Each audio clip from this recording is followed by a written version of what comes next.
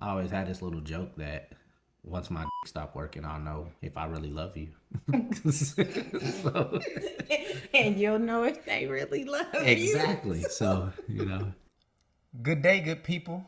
This is the the Truth podcast, brought to you by yours truly, the Truth. Giving you the truth for the future, the present, and the past. But I gotta ask, can you handle it?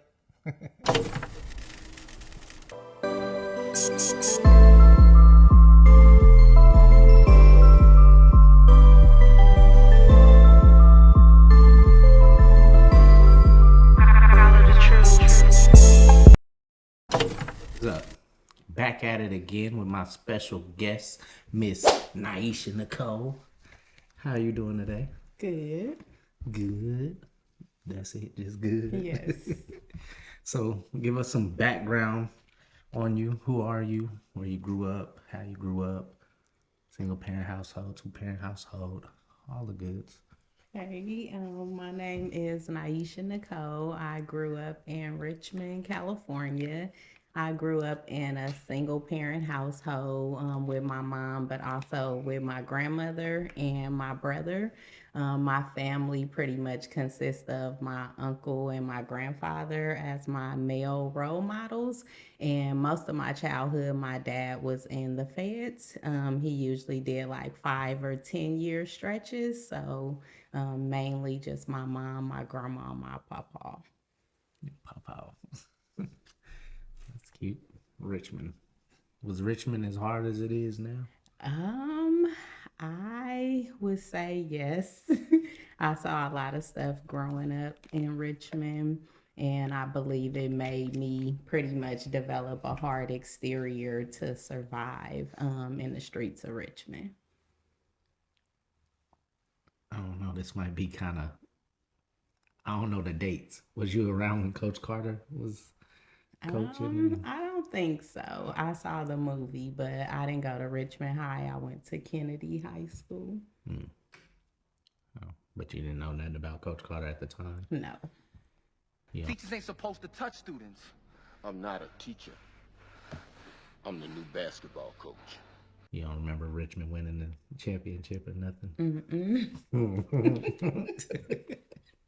Just had to ask,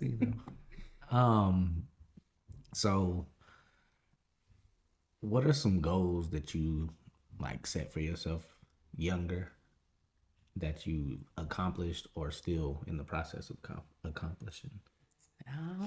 I would say when I was younger, my main goal was just getting money. Like I was just always focused on hustling. Maybe I set a goal of having a college degree at a young age. I started Contra Costa College right out of high school, but then I dropped out as a teenage mom. And so I always had a goal to go back. And so when I turned 40, I obtained my bachelor's degree in healthcare administration. And now I'm in the last class to complete my master's. So, Check you out. yeah. Go on and get that education. Yes, I see you. knowledge is power. It is. So you spoke on dropping out because you were a mother. Are you a single parent or a parent that's single? I would say a parent that's single. So you do have help and support Yes. in some fashion. Mm-hmm. So what are some of your struggles as a sole provider? Like I know you pretty much maintain the kids. So what were some of your struggles? I know they all kind of grown now.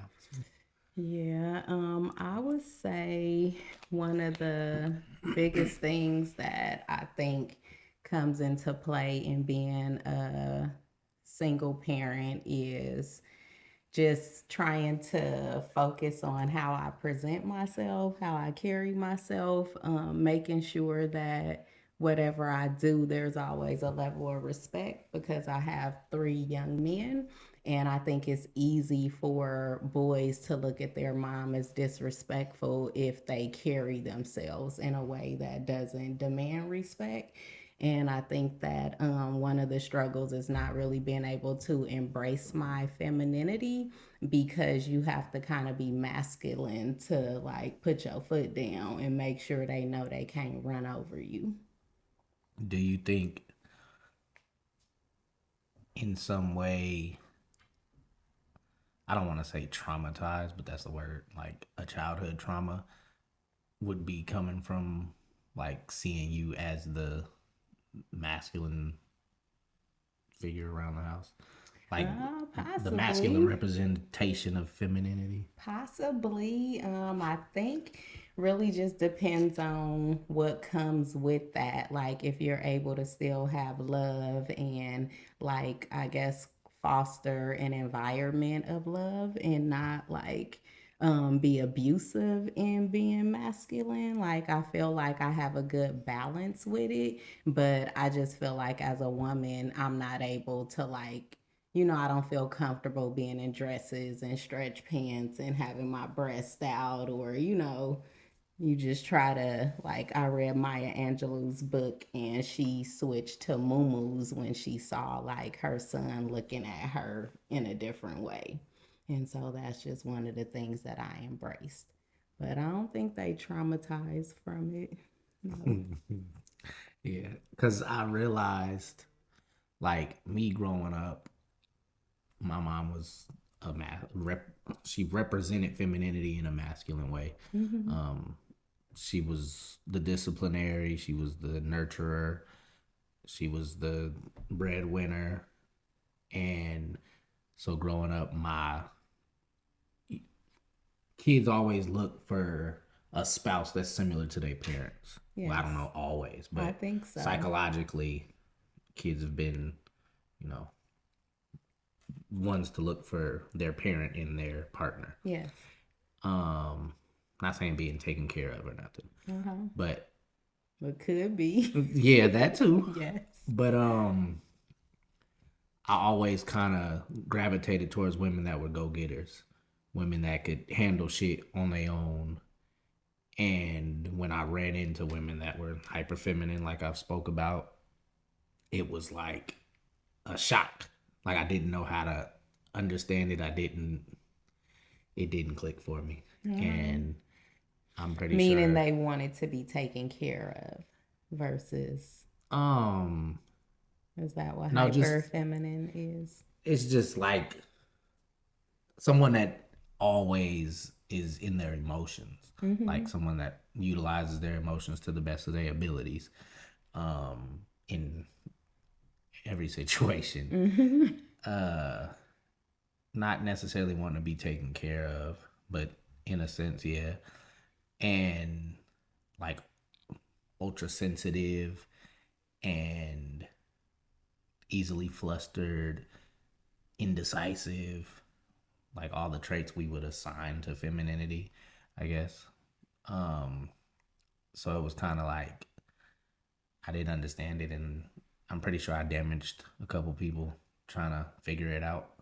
But I was learning, like I've been teaching myself how to be a man, and my mom did the best she could with that. Because you're used to a woman taking control and knowing what to do Exactly. and making decisions and being able to deal with stuff. Correct. Um, so yeah, that was like a part of something that I found traumatizing from my childhood that I had to be an adult to understand. Uh, but no discredit to my mom. She was doing the best she could with what she had as a young parent. Uh, and I just get to thinking about where I'm at in age and what she was doing when she was these ages. Like every year is kind of like, well, damn, she had this, that, and the third. She was doing this, that, and the third, and she had two kids doing all of this. So it's like, what's my excuse? Makes you only imagine. Right? Like, what is what was it in her that made her go harder? Like, was it the kids? Was it the I have to be the provider now thing? It usually is. Yeah. So like I said, that was just like some trauma I had from seeing my mom represent femininity in a masculine way. And I think it's something that if you're open to it, you could do research, you could read up on it, educate yourself, and just decide if you're willing to be open to different types of women. Right. Yeah. But that might not work for you. Who knows? Ain't nothing been working at this point. So I guess we just had to figure that out one time, one day. Yeah. So, as a mother raising young black men, what are some of the things you fear or like feared as they were growing into teenagers and now adults? Like, Definitely the police. Always fear they're gonna come in contact with the police and end up in jail or getting hurt. Step out of the car. You ain't got no right to do this to me. I'm giving you a lawful order. Khalil, listen to him. Is it for failing to signal my lane change or for failing to turn down my music? Which one? Sir, out of the car now. Either you get out of the car yourself or I'm gonna do it for you. Now!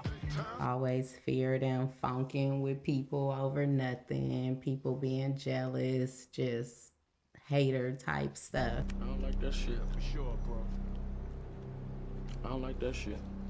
And also always having fear of their hearts being broken, meeting the wrong type of female, and knowing that you try to raise good young men that's respectful and care about women, and then they might meet those ratchet of the ratchets, and they really ain't ready to just dog them like however they probably want to be dogged. right. Tell you this, one thing I would never do is get fucked over by some girl I was just trying to love. I'm a good dude, you get that? And I don't deserve to be treated like this. So if you can't handle what I got to give, then go be with your list dude. So, what was some of the things you did to counter your fears? Like things you did to help them so that maybe when they came in contact with the police, did you let them know what to do, how to operate, how to talk? I did. I tried to educate them just on making sure if you get pulled over by the police, keep both of your hands on the steering wheel, try and get the registration and license and stuff out in advance. You keep your hands posted because moving makes the police get all nervous. If I ain't with you, you ask for me. It can get real dangerous, so don't argue with them. But keep your hands where they can see them. This is how you gonna act. We straight? Just trying to make sure they know how to avoid certain things, like not to be arguing with nobody over no girl, just trying to teach them as much as I could, but also just trying to make sure that I have an environment where they're comfortable being in the house and they're not really out in the streets. So I just try to have everything they need at home, and whatever it is they want to do, I make sure they're comfortable doing it with me so they don't have to sneak off to do whatever. Respectable for sure. There's some things that I couldn't do, but my mama didn't let me outside, and I guess it served its justice because now I don't like being outside. Yeah. If it ain't the bowling alley or a sporting event, I'm pretty much in the house. Yeah, But I think she did a great job with you. Well, appreciate it. I find solitude in being in the house and by myself. Yeah, I love my own company a lot of the times. Sometimes I got a lot of thoughts racing that I don't necessarily want to sit with. That's when I go find distractions. But for the most part, yeah, I like being in my own environment where I can control what the hell is going on. I don't have to look over my shoulder or watch my back or just feeling ill about anybody. Like I've always hated the club. I can probably count on hands how many times I've been to the club. It just was never a thing to me. I don't really drink. I might have a taste or two every now and again. I stopped smoking. We pushing a year and a couple months now. Congratulations. Appreciate it. Yeah, I'd rather be in the comfort of my own home. You're an earth sign. And you're Capricorn. kind of homey, like water signs versus air signs. And what's the other one other than air? Fire. They travel more. And earth and water are more homey. Oh, I like traveling, but I like getting back home too. Yeah. Because I'll travel and 2-3 days be like, all right, I kind of want to be at home now. I seen what I wanted to see. I'm not necessarily adventurous. I don't want to go doing a whole bunch of crazy shit just because I'm somewhere else. I like seeing things, eating food, and then I'm ready to go. Like I can take a day trip. I can take a 2-day trip. Go. 3 days start giving me anxiety. I'll be ready to go. The cruise was cool though. Like I didn't think about it like that on the cruise. But like just being out of state in a hotel room or in an Airbnb or something is like, I'm ready to go home. Me too. Like I got a bunch of shit at home that I don't want to do that I should do. I feel like home is my safety net.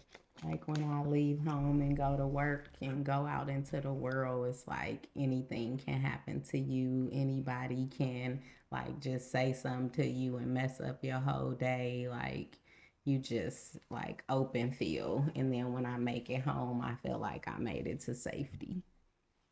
Right. I feel that. Do the boys have, well, that you know of, like role models or model men that they look up to?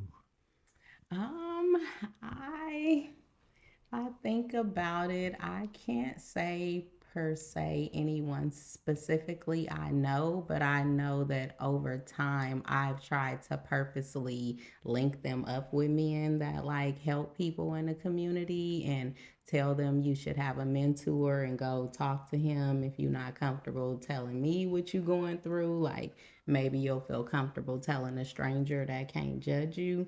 And I've like taken them and had them spend time, with somebody and wait for them and then let them get back in the car. But I don't know anyone in particular that stands out that I know for a fact, oh yeah, he look up to him or he look up to him. I don't know. I'm going to have to ask him. Were there things that you were able to teach or they learned the hard way from that you wish you were able to teach them earlier? Well, I think if I think through that last question that maybe they look up to each other, and I feel like the one thing that maybe I couldn't teach them is, I don't know, how to avoid heartbreak. And maybe also like when they do get in trouble, you don't know how to tell them how to avoid that exact moment because you don't know that it's coming. Sometimes your kids act so like innocent that you don't even know, oh, I need to be talking to him about this because you think that they not even dealing with that kind of stuff right now. Facts. Do you think they look to you like as a peer? Like, I know you're their mother, but do they like? Is it a safe space to come to you? Do they know that? Do they utilize that? Yeah, I think so because we kick it, like we function and I parent. So for the most part, I feel like we got like a partner relationship. Like we can kick it, we listen to the same music, we vibe, like we spend a lot of time together hanging out. So you be listening to NBA Youngboy. Yep, sing it word for word. Yep, they keep me hip. They put me on the latest songs. Like Tay Tay just put me on that 30 for 30. I've been slapping that all day, every day. You be running around in shiesties too. What is that? Are those glasses? No. I don't know. The ski mask. Oh, no, I don't do that. And when they put them on, I'll be like, take that off. They put it right back on when they leave out. Yeah, but I try to embrace the culture and not be too rigid and being flexible so that there is an open space. Really? Respect.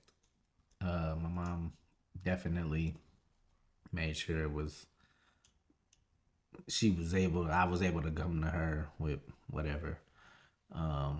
The biggest thing was sex. I remember her telling me at a young age, maybe 11, 12. Well, it might have even been earlier than that, but she just opened the door and made it a safe space. Like, hey, if you ever need to tell me something, like, don't be afraid to, talk to me. I'm the person you should talk to. And, but I do remember telling her at a very young age, like, I was ready to have sex. And, yeah, threw her off a bit, I'm sure. Like, damn, here we go. But I made it to 26 without no kids, so. Well, you did well. Yeah, that was. We went. Not to say that there were no possibilities, but I made it to 26. I was fine. She wasn't a grandma early, because like me and her mom are only 32 years apart. Okay. And I'm 35, and a grandpa at 35 sounds crazy. So a Yes. grandma at 32 was like, deal. I think I made my mom a grandma at about 32. Similar, yeah. Sheesh, being 35, being a grandpa at 32 is kind of crazy. Yeah, I don't know how well that would have sat with me. Yeah, I always trip off my kids not having any kids yet, and my oldest son just made 29. So I never talk to them about safe sex or condoms. I'm uncomfortable doing that, but somebody told them something because they doing pretty good. They told them how to pull out. Yeah, but just when you get that feeling, you just gotta take it out.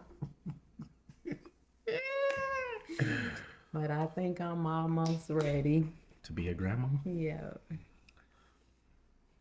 Good luck with that one. I mean, I hope I'm alive to be a grandpa. I hope it's a long time from now. 'Cause I had my first scare like 13, 14. So, yeah. Yeah, being a teenage parent That's 5 is years from now. different. It's different. Yeah. We about 5 years from 13, 14. So, and I see my son's personality. We got some real similar traits. So, do you feel that relationships are good or bad for your mental health? I think the relationships that are happening now are a bit detrimental to mental health because nobody's being honest. Completely honest. Yeah. I guess there's shit that you don't have to tell people or necessarily shouldn't tell people, but I think as a culture, we need to be more honest. We need to have more honest conversations. Like, I don't want to deal with somebody for the rest of my life that I can't feel safe coming to. And I spoke about this already, but it's like if I feel safe enough to come to you with something, don't throw it in my face when you get mad at me, because it's gonna make me not want to come back to you for it. Yes, ever. And at that point, I'm gonna hold a grudge, and now I'm hiding shit from you.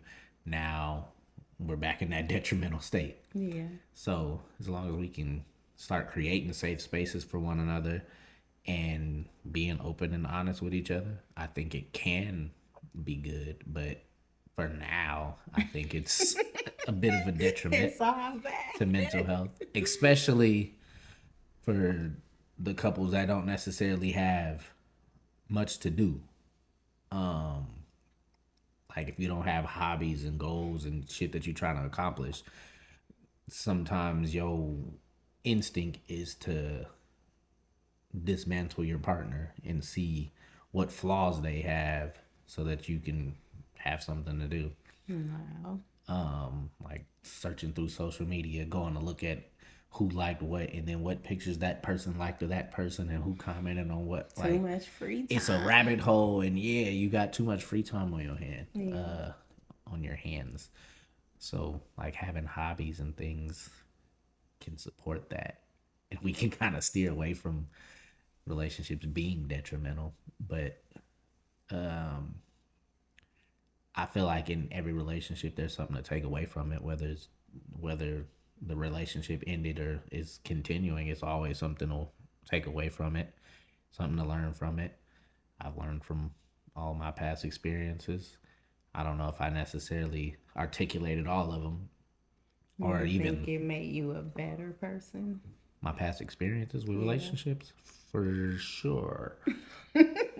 I think it made me a more thoughtful person. Yeah. I can't say that I've been, well, I haven't been a boyfriend in a while, but I don't know if I'm gonna be that perfect guy after, what I've been through and what I've put people through. I'm still trying to figure out some shit on my own. Still trying to figure out what it is I actually want in life, in a woman, a partner, for my son. Still trying to figure out what I need for myself from somebody. But I had this conversation the other day. I don't think I want to die alone. So eventually, yeah, I'm gonna have to learn from this shit if I want a life partner. As you're getting older. Yeah, for sure. That changed. Like, I used to be Mr. Track and Field in my 20s, running through them all. But it slowed down as I got older.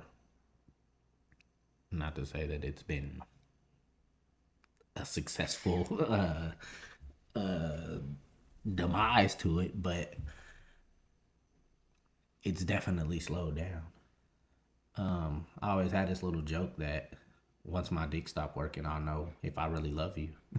So, And you'll know if they really love you. exactly. So, I don't know. I might have to figure that one out after that. Hopefully it don't no time soon. Lord. Well, I think that relationships and love play a huge part in your mental health and your mental state. And I think that depending on who you get involved with, it can like change you as a person. Like if you feel confident or if you feel like insecure and not that great about yourself. And I feel like you have to like have a strong sense of health or sense of self when you get involved with people so that no matter how they treat you, you're still going to be able to be mentally strong. Yeah, for sure. It's always a lot of self work that needs to be done before you even get to getting into that type of shit. I don't think we doing a lot of work on ourselves before we trying to jump down somebody else's throat. A lot of people, a lot of women per se, are they dream is to get married and have a family and whatnot, and a lot of men aren't necessarily on that hype, and they entertain those type of men, and end up broken and hurt, and then like they say, hurt people hurt people. So they go on and hurt the next person that probably really wants what they want, and they're traumatized from a past experience. So now they're bringing that trauma into the new experience. I think we need to find it in ourselves to find some healing therapy for sure. Y'all hear me speak about it a lot. Definitely, we need therapy as a community, as a whole. We need to figure some shit out. Post-traumatic slave syndrome. We still dealing with the repercussions of that. Even though it's been so many years, we're still dealing with it. It don't just go away. It's a generational thing because we keep bringing down the same characteristics. I think now we're getting a little wiser with all the information out there. But then I think it's also making us stupid because it's so much information out there. And now it's becoming this AI shit. So you don't know what the real knowledge is and the pseudo knowledge is. So we're just kind of all spiraling now, trying to figure out life. And then all these diagnoses and all these popularized characteristics about people and ways to act. And it's a lot going on now. So I think kids today have it pretty hard. You know, our life was I grew up in the transition. You know, we were outside kids and then we was on video games. These kids don't really know about outside. Very true. They don't they want not to go begging to go outside. outside, right? We was salty when we didn't get to go outside. So we was probably the last generation of outside people. I don't know where I went with that. I kind of went left. Oh, I think when you was talking about like being able to talk about stuff, like how your podcast is a source of people to express how they feel and talk about things, do you think you would ever be interested in like organizing a support group where people can like get in a circle and talk about mental health and how they feel about stuff? I actually never thought about it, but the first thing that came to mind when you said that was an episode. Well, they did many of them, but on the Shy, they had they had one of those. Yep, that's where I seen it. Yeah, and I actually pulled a clip from it on one of my reels of like a son and a dad. Emmett and his dad were in the circle, and he was talking about how he was supposed to be this strong black man, and how could he do what he never seen. Like his father was there, but he wasn't there. Yeah. So he didn't get to see what a strong black man looked like. And it was touching. Like I never got to have that conversation with my dad, but it touched me in a different way. Just because he acted his ass off in that scene. Like I sunk into that place with him. Yeah, that's probably one of my favorites. I mean, it is one of my favorites. Top 3 for sure. But just how he embodied that character in that moment made it seem so real. He probably really connected. And that was another thing that it spun down a rabbit hole with that. Like, damn, does he connect with that character? He expects me to be this strong black man. But how can I be what I didn't see?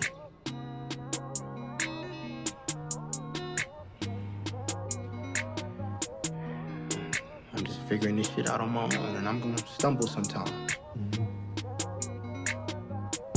But I wish people would just stop judging me for falling down and help a nigga get back up again. Right. Like that episode on the Fresh Prince where Will was where he had just met his dad again for the first time in however long, and then he had that crying scene at the end. Like you feel that every time you watch that. Yeah.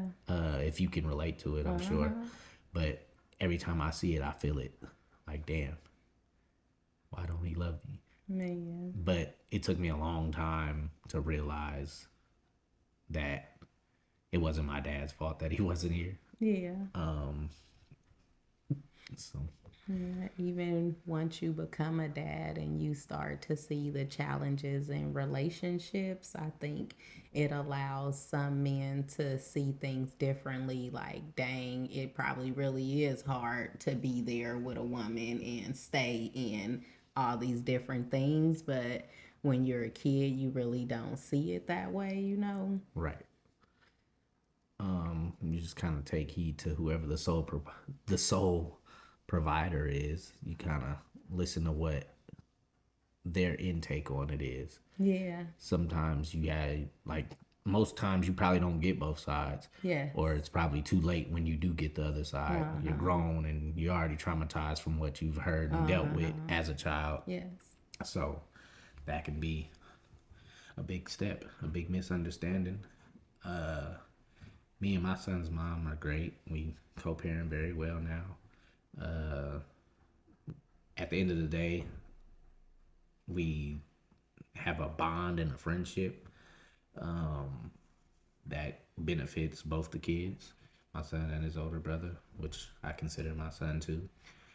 But I've spoke so much on my son that it kind of gets confusing when I say my kids. Yeah. But yeah, no, I consider him my guy too. I've been here since he was 3. But yeah, we're real good friends and real good at co-parenting.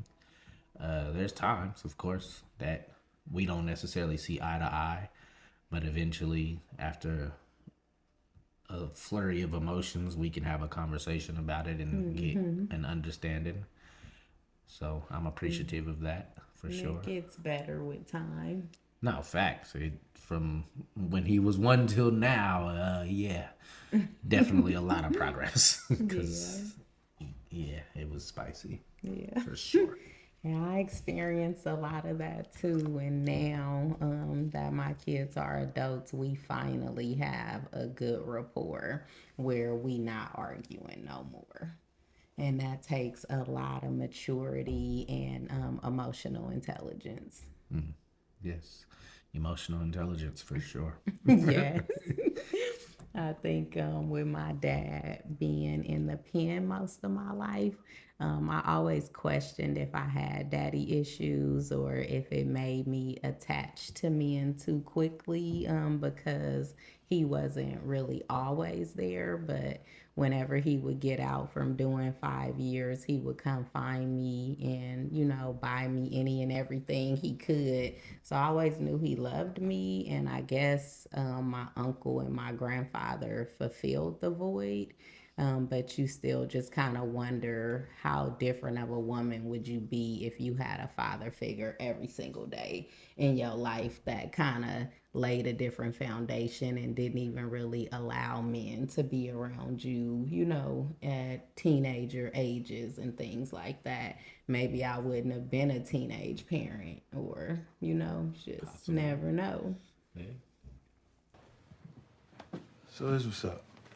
For the past 16 years, my daughter's safety and protection has been my responsibility and my responsibility only. Now, for the first time in her life, I see I gotta hand you that responsibility. Don't fuck up, or your mama will weep and she has to wheel your ass around every day the rest of your life. Great analytics behind that. Is your dad still alive? No, around? He's not. He passed in Lompoc. He was doing an 11-year sentence and he had about 30 days left. He was getting a parole address and stuff situated, and then we just got a call saying that he had passed away in there. So, yep, he didn't make it back out, but he had been spending basically his whole life just in and out of the feds. And pretty much the few times or whenever I did get to be with him, all he really talked to me about was making money, just how much money he had made and how he was going to teach me how to make money and how I can't be broke. I always got to keep some money. And so that's basically what I feel like he instilled in me. And to this day, I always got to figure out how I'm going to make some money. Yeah. Always. Yeah, you be out there. I see you be getting. Yeah, you be hustling. I be trying. For sure. No, I just finished braiding somebody's hair yesterday. And I've been braiding since I was 11 years old. And I keep trying to retire, but people love my braids for some reason. I didn't know that. It's a secret. It's a struggle over here, talent. Right? Because you ain't mentioned that once. I know. Now my son's got me braiding their hair. Mm-hmm. But I ain't raw like your hairstylist. Shout out to Autumn Styles. Mm-hmm. Going skits with the designs and the parts. Yeah. Yeah. He's very talented. I can just give you some little them set it off braids. Give you a few of them. Never mind. About six to the back. Not at all. We ain't doing no 6 braids. That's hilarious.